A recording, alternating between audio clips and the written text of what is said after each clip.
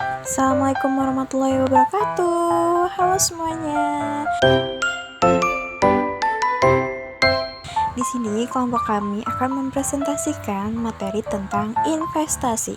Perkenalkan anggota kelompok kami yang beranggotakan Kamita Nurhayati, Eli Fitriana. Saya Ivan Tewal. Nama saya Dani Rosyadi. Nah, langsung aja kita masuk ke materinya.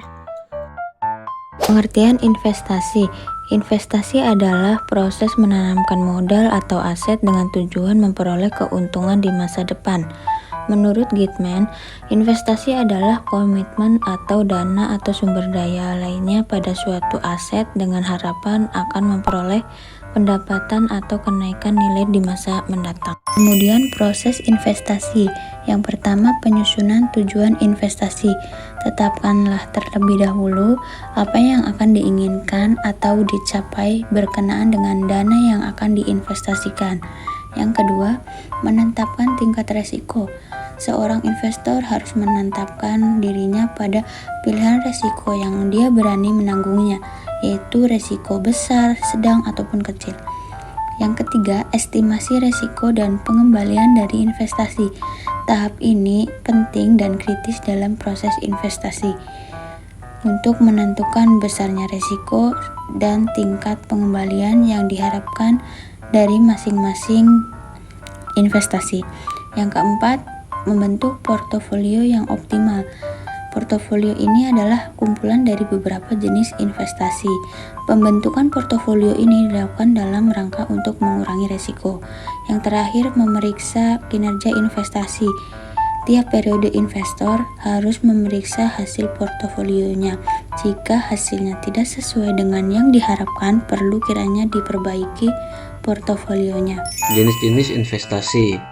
A. Berdasarkan bentuk.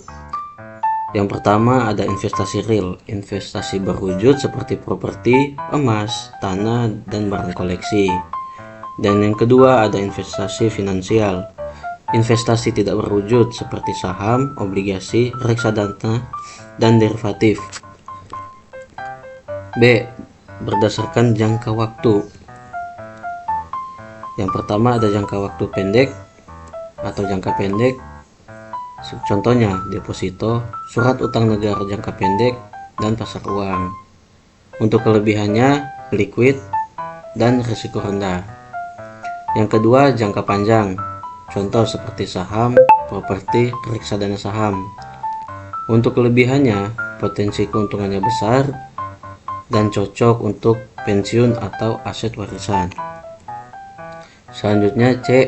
Berdasarkan instrumen, saham, kepemilikan atas perusahaan.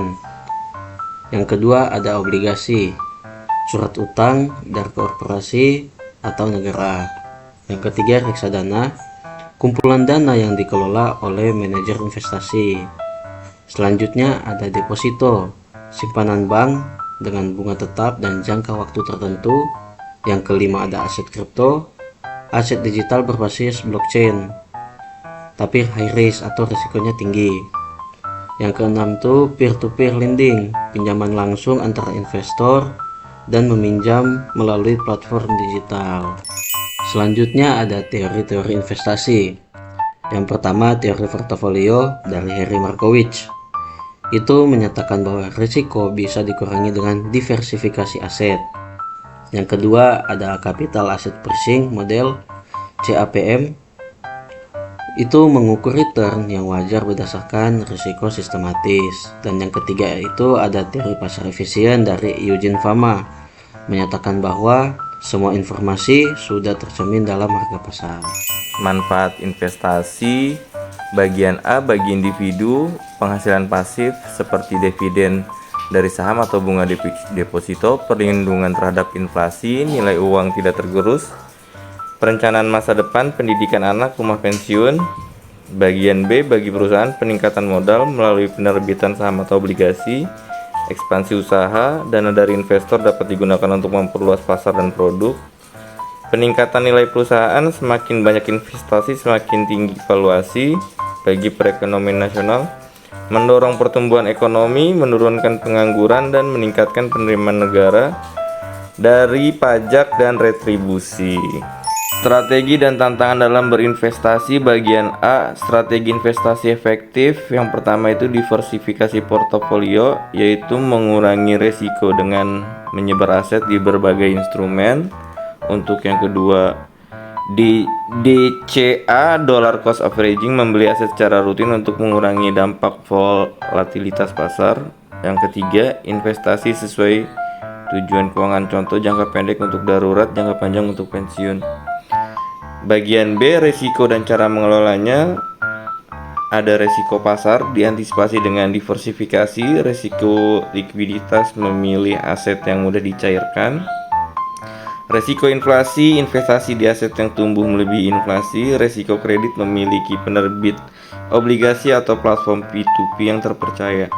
Peran literasi keuangan, menurut survei OJK tahun 2022, indeks literasi keuangan Indonesia masih rendah, sekitar 49,68%. Edukasi investasi sangat diperlukan untuk mencegah masyarakat dari investasi bodong dan penipuan finansial.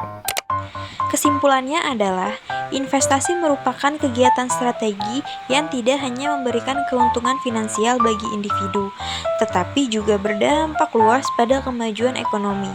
Memahami jenis investasi, resikonya, serta strategi pengelolaan yang tepat merupakan kunci keberhasilan dalam meraih tujuan keuangan jangka panjang. Sekian video penjelasan dari kami, semoga video ini bermanfaat. Terima kasih sudah menonton, bye-bye.